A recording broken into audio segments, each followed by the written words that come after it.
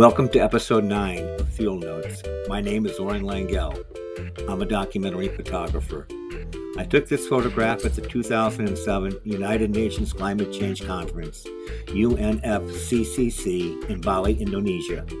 The photo is of an indigenous protester with UNFCCC covering his mouth because many indigenous peoples felt their voices were being silenced. Indigenous delegates protested being shut out from discussions about forest carbon offsets during the UN climate conference negotiations. The previous day, the indigenous delegation was physically blocked from attending a meeting with the UNFCCC Executive Secretary on the topic, even though discussions on forest carbon offsets were largely focused on indigenous peoples' lands, where most of the world's remaining intact forests are found.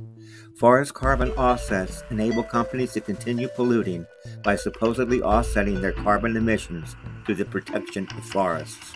One of the indigenous protesters from Samoa denounced the UN's focus on forest carbon offsets, saying, "This process has become nothing but developed countries avoiding their responsibilities to cut emissions and pushing the responsibility onto developing countries. People are being relocated and even killed. My own people will soon be underwater.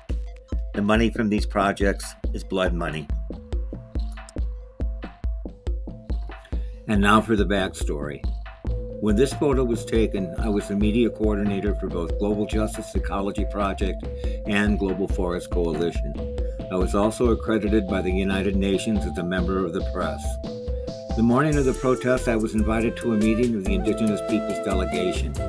They were discussing yesterday's events and planning a response to their delegation being physically blocked from the meeting with the UN Climate Conference's Executive Secretary. One of the ideas discussed was wearing UNFCCC gags while holding a press conference. The facilitator of the meeting asked me where a good place would be for this press conference. I said I thought the best place to have it was in front of the media tent, because most of the media weren't leaving the air conditioning because it was so hot and humid outside. I said if you want to get the media's attention, bringing the protest to them would probably be the best way to get coverage. I went to the press tent to wait for the protest. When I saw it coming, I yelled into the media tent. There were a lot of indigenous people coming this way, and they looked really, really angry. A media stampede surged outside of the tent and was met by the protesters. It made international headlines and was the main story coming out of the UN Climate Conference that day, helping to elevate the position of the indigenous peoples that their land rights had to be respected in any climate mitigation schemes.